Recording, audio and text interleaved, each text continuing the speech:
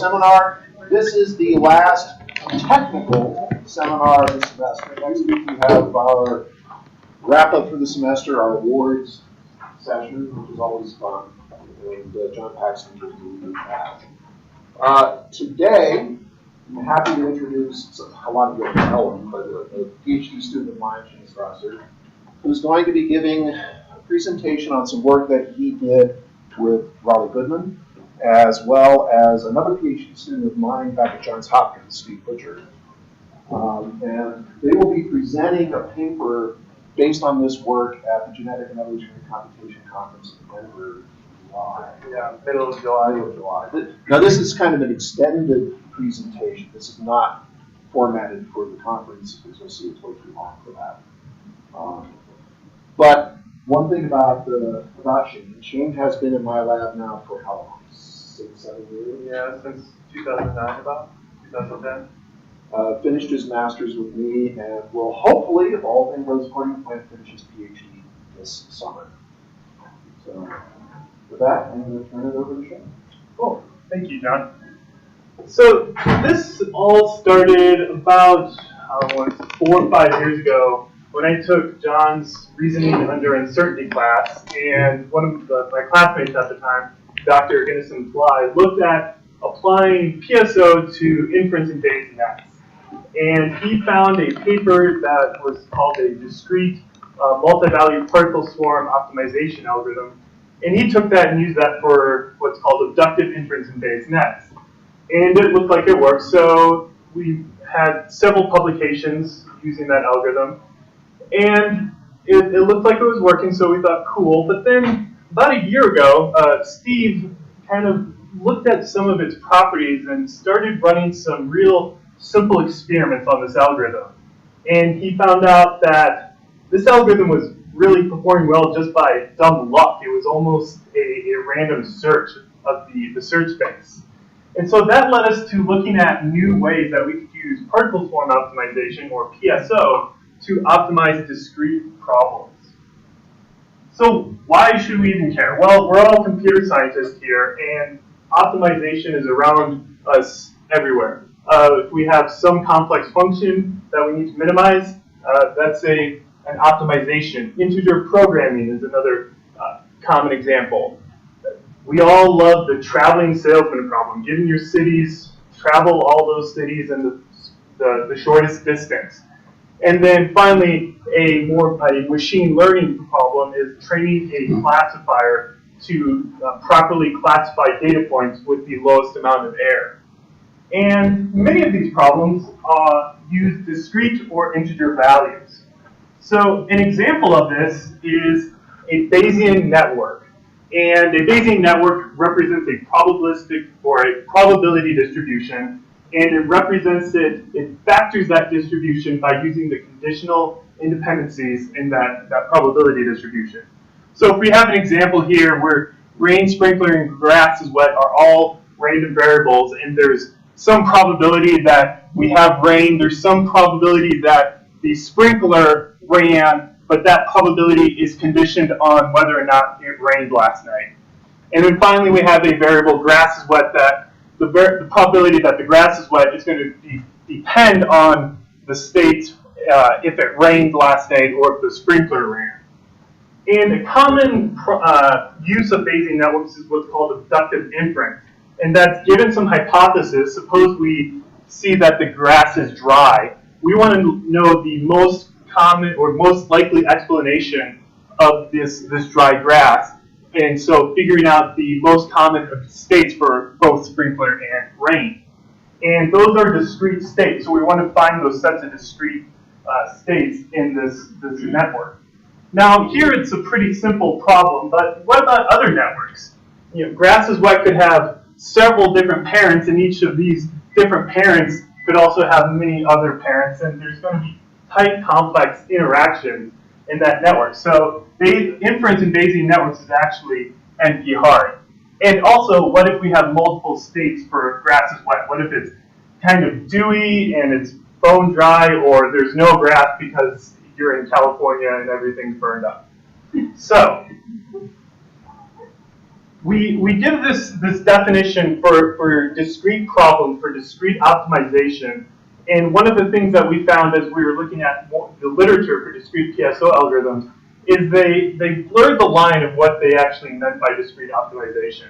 So in this paper that we presented, we gave this definition that discrete optimization is a set of problems where the objective function has variables where those variables are finite sets, and those can be numerical, categorical, and ordered or unordered. So a set of integers fits that definition, but those states could also be, going back to our grass is wet, it could be wet, dewy, burned up, and so on. So, given that definition, we're going to look at an algorithm to help solve those problems. And the algorithm we're going to do that is particle swarm optimization. And this was proposed back in '97 by Kennedy and Eberhard, and it's a population-based search algorithm. That means you have several candidate solutions, and they're going to exchange information with one another and explore that search space. And it's inspired by birds flocking or fish schooling around in the ocean as these individuals interact with one another. It's been successfully applied to a wide range of different problems, and most of these problems use continuous variables. And finally, an important part of piezo is it assumes that there's a gradient in the search space. So what does this look like? Well, suppose we have some really simple 2D function here, and these black lines represent our different particles. And they're going to, I'll get in a little bit the mechanics of it, but they're going to interact with one another and slowly swarm to a minimum point in this search space. So the way they do that is piezo has a couple variables. The first is a position vector, and that it's its current place in that search space. And it also has a velocity, and this velocity is going to control that particle and tell it where to move in that space. It keeps track of its local best, the best position, the most fit location in that search space that it's encountered, and the whole swarm together keeps track of the best place that any of the individuals have seen during the search process. So what happens in the piezo algorithm is it first goes through, and for each of those individuals, it applies this velocity update. And it looks at the difference between the personal best location and its current best, and it calculates that difference, and then that difference is multiplied by some random number between 0 and C1. And that helps encourage the randomization helps encourage exploration in the space. We perform a similar calculation for the difference between the G-best, the best position in the whole swarm, and the particle's current position, and that's multiplied by some random number between 0 and C2, some uniform random number. Those two differences then are added to omega times the current velocity, and those values are then assigned as the now current velocity. Then the position is updated by just adding that velocity to its position. And you repeat this process over and over. I forgot a couple things. After you update the velocity and position, you have to evaluate that particle's new position. And if that new position has better fitness than the local or personal best or the G-best, then you update those vectors accordingly to reflect that location. So going back to our example here, these particles, you can think of this as one particle's current position, and this line here is its velocity, and so the particle is now moving towards that position. And as you can see, this function has a nice gradient. It allows the particles to see, well, if I'm moving towards 100 to 200, I know that 150 in the middle is going to have some fitness in at least this scenario between 100 and 200. So we have a nice smooth gradient. But what if we have a fitness landscape, a search space that's a lot more chaotic? And this is what the discrete problems, what their fitness landscapes often look like, because you no longer have that ordinal relationship between values 2 and 4. So you could actually move from 2 to 4 and say, well, that was a good increase in fitness. But as you move to 6, as you can see here, it's just completely random. There's no longer that nice smooth gradient.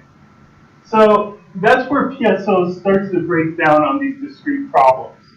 There's been lots of work doing that's looked at how you can adapt the PSO algorithm to these discrete problems. One of the simplest is called integer PSO, or we'll refer to it just as IPSO.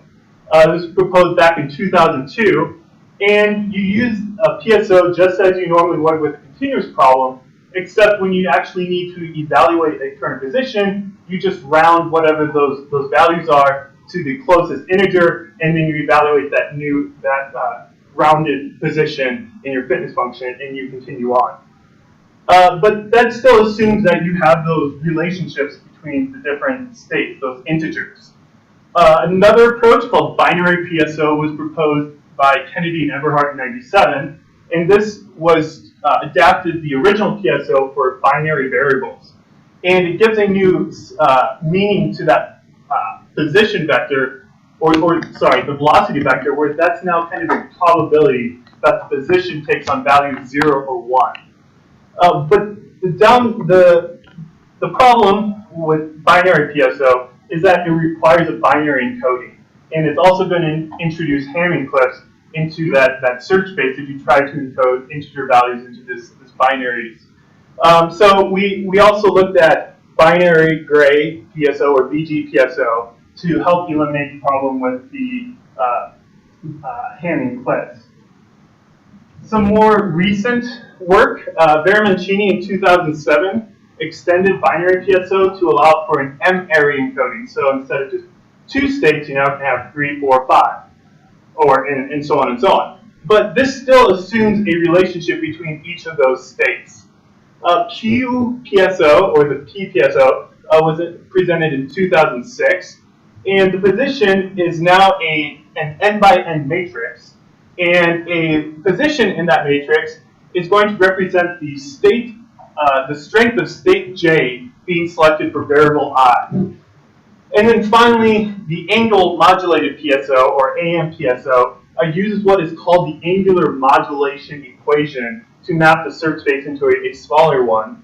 And the way that works is it optimizes over 4 different variables, the PSO optimizes, and it then takes those 4 variables, plugs it into the angle modulation equation, which is then sampled at some intervals, and then that results in a binary position that can then be evaluated in your fitness function. There's been other approaches that have kind of tried to take PSO and tailored it for very specific problems. For example, in 2004, PSO was used to optimize over TSP, but this is a very specific application where what these authors actually had to do was that difference operator between the p-best and the current position was actually a swap where they changed the ordering of those that you would visit the different cities in. So it's not extensible or readily extensible to other just general discrete problems. And then finally, there's been work looking at combining estimation of distribution algorithms, EDAs, and PSO. And an EDA is an algorithm that uses a probability distribution to generate some individuals, and then evaluates those individuals, and then uses the fit individuals to update that distribution, and that process is repeated over and over. Kind of similar to a genetic algorithm. And so there's been work looking at how you can combine those algorithms with PSO, but a lot of that work is saying, well, let's use an EDA to generate individuals, use PSO to update those individuals, and now let's keep repeating that process over and over and over until you reach some sort of convergence. So now we get to our approach, the integer and categorical PSO algorithm. And we were inspired by the EDA algorithm, the idea of using a distribution to help generate particles or samples that can then be evaluated directly in your fitness function. So each particle now represents a probability distribution. And those distributions will generate a sample, which can then be directly evaluated in the fitness function, and we can continue using the same basic piezo update equation as we were before. And this has the effect of transforming that search space to one with a gradient, because if you have two distributions that are close to one another, that means they're going to generate very similar samples. And those samples are going to have similar fitness. So you've now helped create a smooth gradient in that search space. So, getting into the defining the particle's position, we have the position is now going to be a vector of objects, and each of these objects, script dp of 1, is going to be a distribution for that particular variable. And for that distribution here can be interpreted as this entry here is the probability that variable xi will take on a value j for that particular particle. And that's how we're going to generate the samples. An important distinction here is that this definition assumes complete independence between all the different variables in the problem. So if we want to let's look at an example here. So suppose we have one variable, and this variable has 4 different states, A, B, C, and D. And the probability that A is chosen in this current particle's position is 50%, particle or state B will be selected with 20%, same with C, and then D will be chosen only with a 10% probability. And so here we can represent this distribution for this current particle as this vector. Similarly, we have a second variable, but only with 3 states, and we have those probabilities for those 3 states here, and we can create a vector of those different probabilities. And now when we look at the position of this particle, it is now a vector of vectors. So now that we've defined the position, we also need to update the velocity to take advantage of this the larger position. And the way we do that is the velocity is now a vector of objects, and each of these objects is also a vector. And we can now, given these definitions, use the regular piezo equations as we did in the continuous space. There's a couple additional updates that we have to enforce because we're dealing with probabilities. The first is we have to make sure each of those values is non-negative.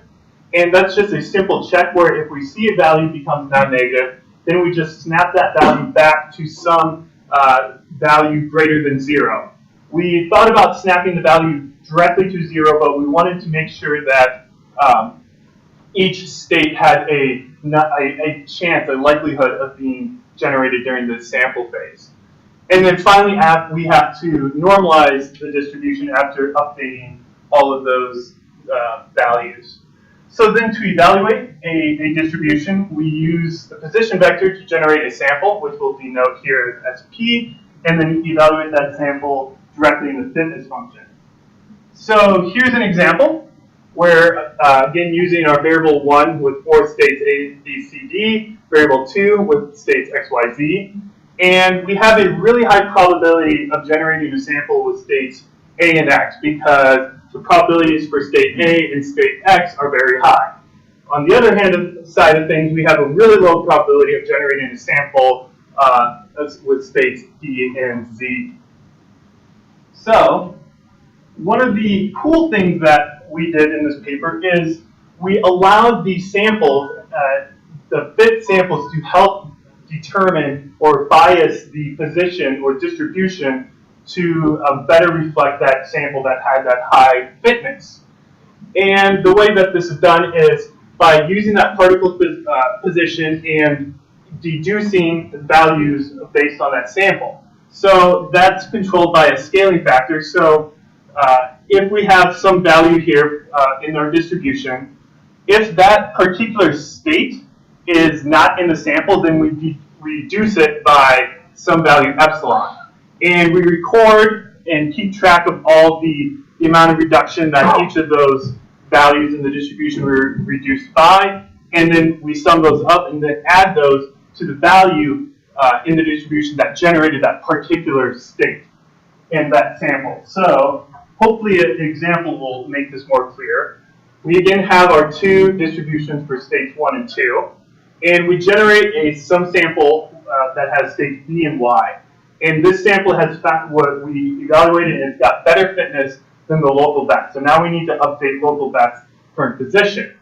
So we reduce for state the distribution for variable 1. Each of these values are reduced by this value epsilon. And so we now have those smaller values for that distribution. And then we record the difference that the scaling factor had on reducing those values, and we sum those up, and then that sum is now added to the probability of state B being generated. And so now we can go through and suppose that and do the math for the distribution for variable 2, and those are the now resulting vectors for the local best position for that particular value. So now getting to some of the experiments, we evaluated our function on, here we have the 5 different test functions. These are normally continuous test functions, and they're often used to evaluate continuous problems, especially piezo. And they range in complexity, where sphere is a very easy problem, and the Ackley's and Rastigan are more complex landscapes. And so if we look at what those search spaces actually look like, here you can see the sphere. It's nice and smooth. Algorithms should have not too difficult of a time following that gradient to the global solution.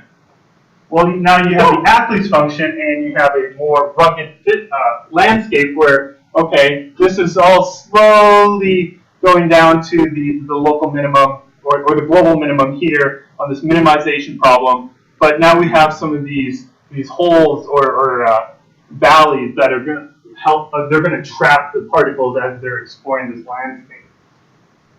And finally, we have Rastigan here, where again you can see the general shape of the curve, but all these peaks and valleys are going to trap the particles as they're exploring. Now, as I said, these are all continuous problems, and we want to evaluate them on discrete functions. So the way we did that is we first converted these functions into integer problems by restricting the space to just integer values. And we refer to those problems as the unshuffled functions. And then we created some what we call shuffled functions, where values or a certain space was mapped to a randomly chosen other location on the search space, and we refer to these as the shuffled. So here's an example where if we have 5 states in the range -2 and 2, their states are going to be -2, -1, 0, 1, 2. And in the unshuffled, -2 is just evaluated as -2. You just pass that directly into your fitness function.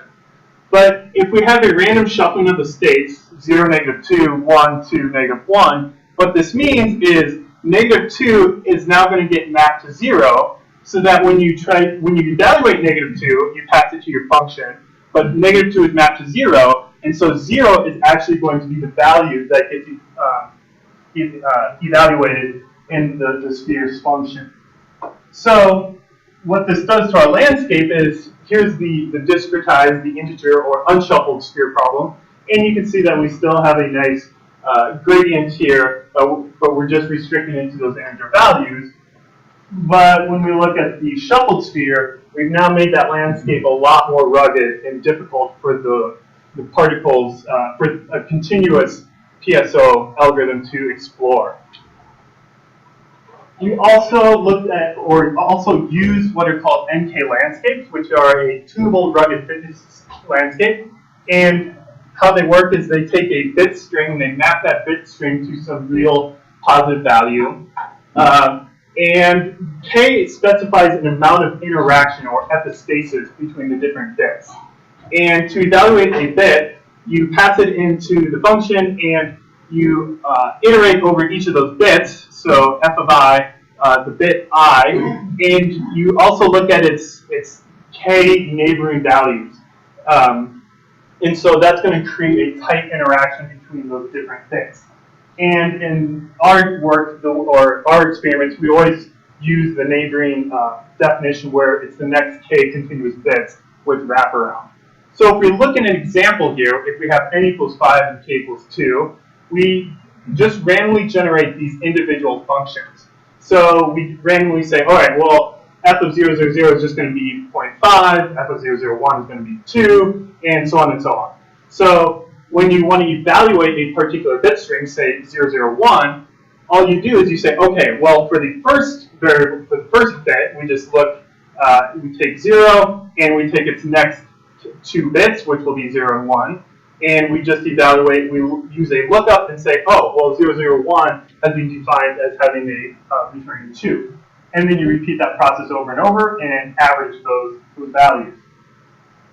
We also extended the NK landscape to allow for d different states. And instead of now having a bit string, we represent that as having an integer string of length n or a character string. And the fitness function pretty much stays the same, except if you look at an example, instead of just having to define all these binary cases, well, you now have to define, well, the 002 in your function definition. And again, these are all randomly generated. So to evaluate this for the first bit, or first character, I should say, you take 0, you take the next 2 characters, which are 0, 1, 2, and then you go to your lookup, and you say, oh, 0, 1, 2 had a value of 1.25, and you repeat that process over and over for all the bits in your function or characters. Some more details. For the benchmark functions, we restricted all those problems to only 10 dimensions, and each of those 10 dimensions only had 10 different states. For the NK landscapes, we set n to 10 and k to 2, but on these problems, we varied the number of states from 2, 4, 6, 8, 10, 15 to 20. And so that will help give us a good idea of how these different algorithms perform as you increase the number of states for each variable. The algorithm parameters for all of the piezo, we set C1 and C2 equal to 1.49618 and omega to 0.729. Those are very commonly used and recommended values in all of the piezo literature. And we set the sigma, which is a value in the Berry-Mancini algorithm, to 0.2. And all the algorithms had only 5 particles. There is a new paper that just came out within the last year or two that recommended for piezo algorithms that fewer particles actually does better than having a ton of different individuals. So, getting into the sphere results, we have the unshuffled and shuffled problems, and these are the average fitness over 30 runs. And as you can see here, ICPSO is our new algorithm, and on the unshuffled, it beat everything except integer PSO. And that's because integer PSO is still assuming there's a gradient in that search space, while all we did to those functions was restricted to the integers. So it's still, you would hope that would still perform well when there's a gradient in the problem. But as you can see, ICPSO performed very well on the shuffle, beating everything else. And another thing to take note here is the difference between the unshuffled and the shuffled on our approach is smaller than all the competing approaches. For example, here on the binary gray PSO, there's a huge decrease in performance as you move from the unshuffled to shuffled. And that seems to be suggesting that the binary gray PSO is relying on some sort of gradient in that search space. For the athlete, here again, it tells a similar story where our approach outperforms everything on the shuffled, and the integer PSO outperforms everything else on the unshuffled. And again, you see that the difference between the shuffled and unshuffled on our approach is very small. And finally, looking at the Rosenbrock, again, another similar story where our approach on the shuffled problem, these truly discrete functions, we are performing the best by a significant margin. And those other two functions, I won't show them here, but they tell a similar story. IPSO performs best on the unshuffled, we perform best on the shuffled. And we have the most consistent performance between those two problems. It's show that we are not relying on a natural or gradient in the original search space. For the NK landscapes, here we're looking on the x-axis, we have the number of states in the landscape and the average fitness. And as you can see, that these ICPS, these are mislabeled. ICPSO should be up here, and we perform the best out of all those. The thing to note here, though, is that when there's only 2 states, ICPSO is actually outperformed by some of the other approaches. And finally, when we compare ICPSO on the comparing it against the kind of the binary approaches like angular momentum, BPSO, and BGPSO, those approaches have a small advantage when there's only 2 states, but as you increase the number of states, the ICPSO algorithm performs the best. One thing that's kind of interesting, and it doesn't show up super well when you're just looking at a line on the chart, but when you look at the table, is you start to see a small decrease in performance of ICPSO as you increase those states. So that's one thing in the future work that we want to look at. If we look at the fitness curves, so the average or the best fitness over time, we have ICPSO here in black and integer PSO here in this bottom one. And this is just on the regular unshuffled sphere problem. And you can see that the initial first 30 iterations are constantly updating the fitness, and then we quickly reach convergence.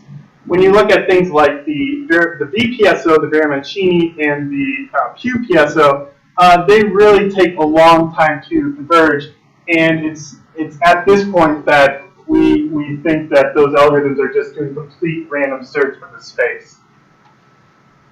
If we compare the ICPSO fitness curves against the binary methods, again, we are outperforming all those algorithms from the get-go. Angular momentum here is, we suspect it's just doing a random search of the space, and so that's why you see only small updates over time.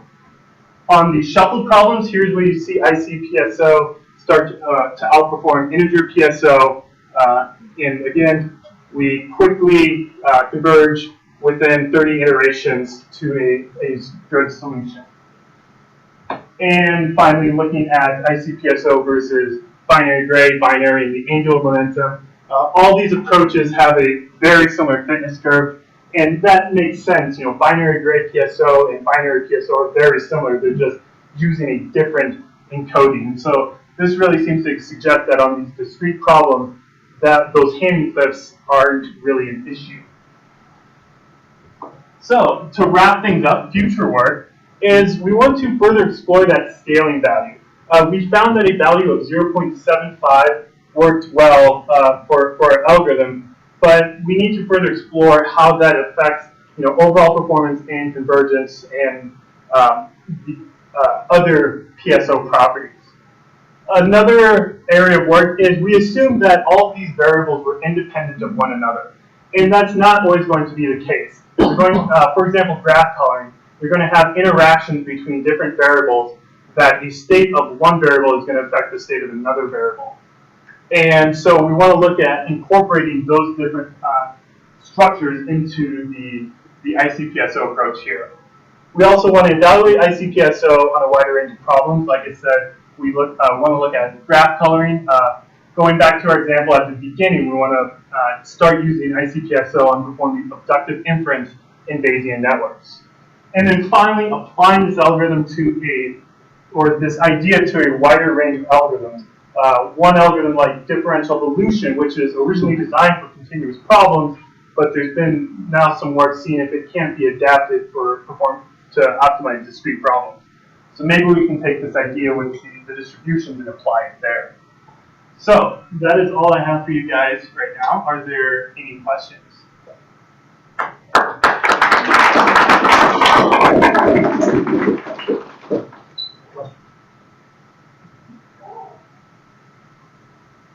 Yes.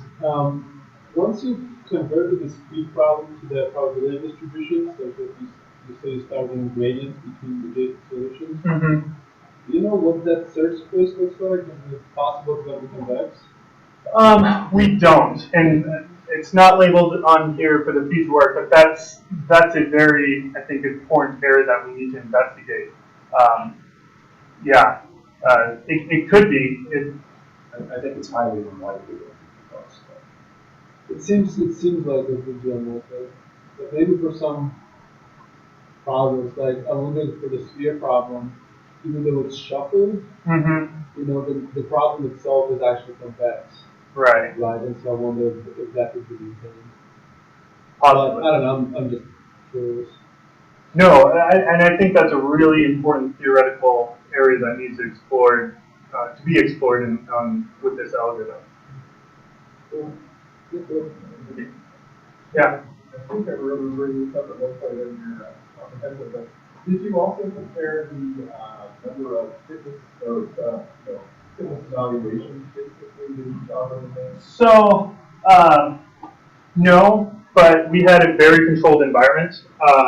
So these plots here are we forced all the algorithms to run to 200 iterations. In actuality, a lot of these, for example, the ICPSO, cut out a lot sooner. I think most of these algorithms stopped running around 150 to 170, and we use the same number of particles. So you can just do the quick math of the number of iterations times particles to get the number of fitness evaluations. So they would all make that statement. Exactly. Okay. So we were definitely using fewer fitness evaluations. Any question?